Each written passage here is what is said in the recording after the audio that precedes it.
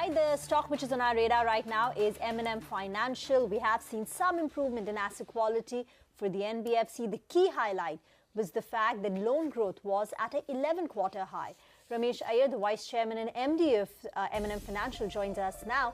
Mr. Iyer, thanks so much for joining in. Let me start by asking you, what led to such a strong disbursal growth? Because it comes at a time when the other NBFCs have seen a decline in their dispersal, whether you look at it year on year or QOQ. So we've been repeatedly saying, one is of course our deeper penetration, second is our multi-product approach, which is we work with all the OEMs, and three is we spread across the country, we have spread. And fourth is, of course, we have our own large existing customer base who either are taking vehicle or referring us to more customers. So I would think if you look at all the four would have contributed to a little of everything for us to be able to maintain these kind of disbursements. Well, Mr. Iyer, your loan growth is at one of its highest we've seen in the last 3 years. How do you see the run rate sustaining going ahead? So again, we are an enabler, and you'll quickly realize that it's based on what's the volume that the OEMs have. But we have been gaining a little market share, and our commercial vehicle construction equipment base has been low the previous years, so that's our growth engine. And the third is the pre-owned vehicle, where we have now become a substantial player in the rural market.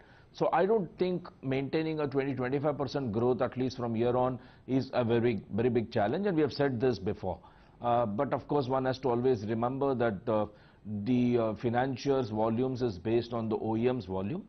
But we are confident, given our multi-product approach, maintaining that level of growth should not be a challenge. Okay, any guidance on the net interest margins and even the asset quality ahead? So I would think that whatever was to be the increase in the borrowing cost has already come in. And if any, one would only see maybe over a period of time decline in the borrowing cost could happen.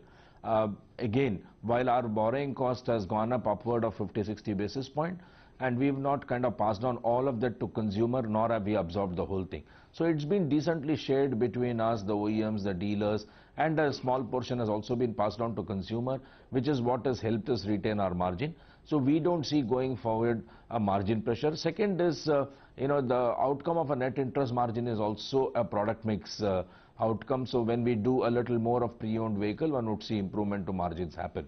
So we don't really see any pressure on margins even going forward. Well, sir, despite the improvement in the gross NPAs, the provisions declined quarter on quarter by around 30%. Why have provisions come down this time around? So if you kind of look at, now the provisions are in three buckets that happen. Bucket 1, 2 and the third bucket. And the third bucket decline would one normally see, because we have also moved some to the bad debts where we would have made almost the full provision, or where the contract would have fully matured. And that's the only reason one would see that kind of a decline.